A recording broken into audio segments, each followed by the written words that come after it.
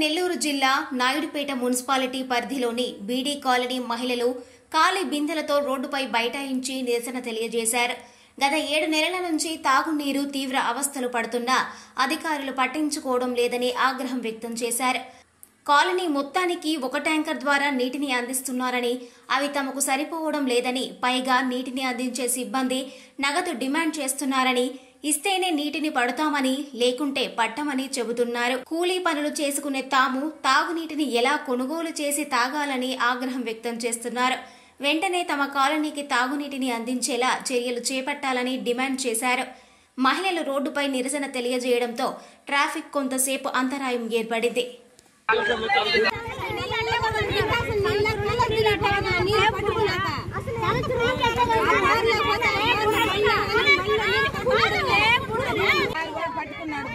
ఇలా రేపు ఉదయం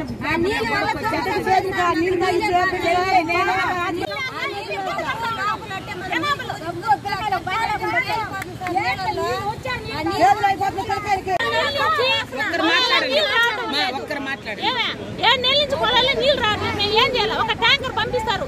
ఒక ట్యాంకర్ ఒక ఊరు జనానికి ఎట చేరిపోతారు. వాళ్ళు కూడా 50 రూపాయలు డబ్బులు ఇస్తే డ్రమ్ముకు పట్టాలి, లేకపోతే పట్టడం లేదు. బిందులకు 2 బిందులకు పడతాడు, ఒక అడుగు దూరంగా పోతాడు. మళ్ళీ మేము బిందు ఎత్తుకుని పోయి అంత దూరం మేము పట్టుకుని రావాలి. ఏమన్నా మాకు అంత ఇదే చెప్పండి.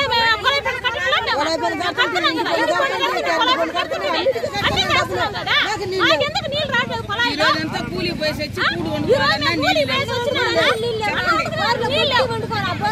బోర్లో కొట్టుకుని వచ్చి నీళ్ళు పెట్టుకుంటున్నాం.